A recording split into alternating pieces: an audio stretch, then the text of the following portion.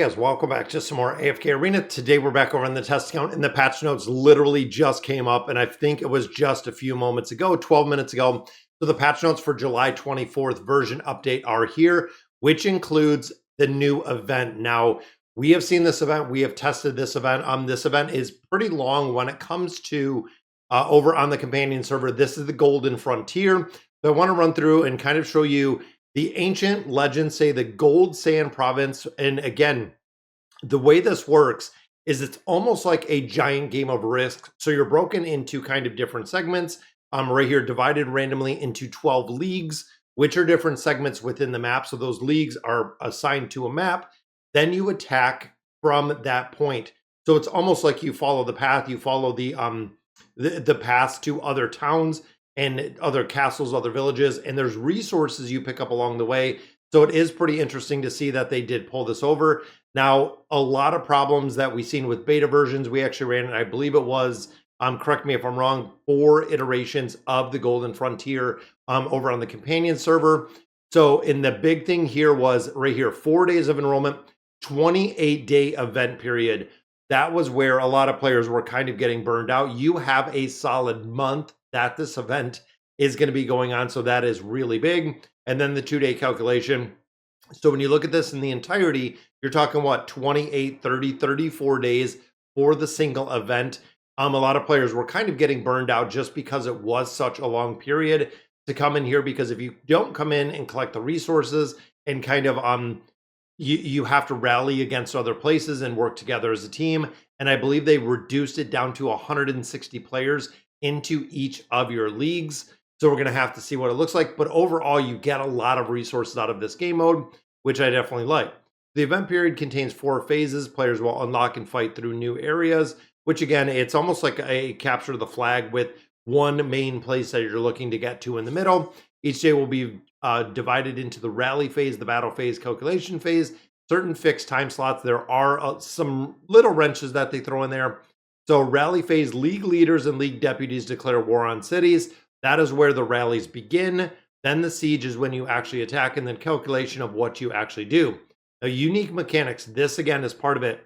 Collect gems to unlock treasures and gain powerful buffs. There's battlefield weather in here. There's a Vanguard Ward for the top 5 players. Caravans. There's also a lot of different, almost like relics that you do get within here. So activate spirit powers every day to gain class specific buffs. Collect the tide shells, which are what you get for the spirit shop.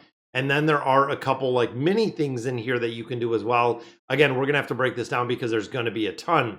So event resources to occupy the zones. Like I said, you can get diamonds, you can get essence, you can get gems. This actually gives you a lot of gems within the event itself that you can get. And you also do get a lot of diamonds and essence out of there to go ahead. In diamonds, you do get a significant amount as well. So claiming various rewards and then participate to earn the final rewards. Unlimited summons is back. Look at that, guys. So unlimited summons, what they did is you can summon 10 times until you get a summon that you're happy with. Then the summon you can actually keep.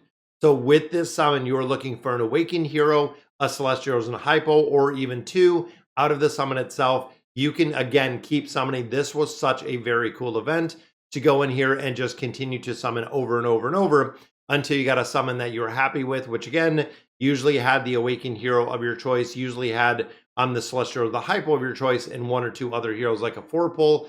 This was a ton of fun to do. Misty Valley on the repeat, like we've seen. King's Tower update.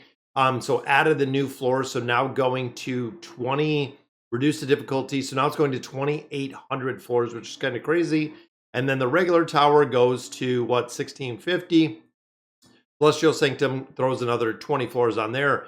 So hero adjustments and changes, improve the initialization logic of the Dewey network. So change to Demia, a change to Vika. Unfortunately, not seeing anything for Draconic heroes, not seeing any updates at all for any of the Ghoulish Gallery, nothing like that. But you can see just a couple little changes. So King's Tower, we normally get Misty Valley, unlimited summons, I'm happy. And then of course, this patch is the rollout to the event.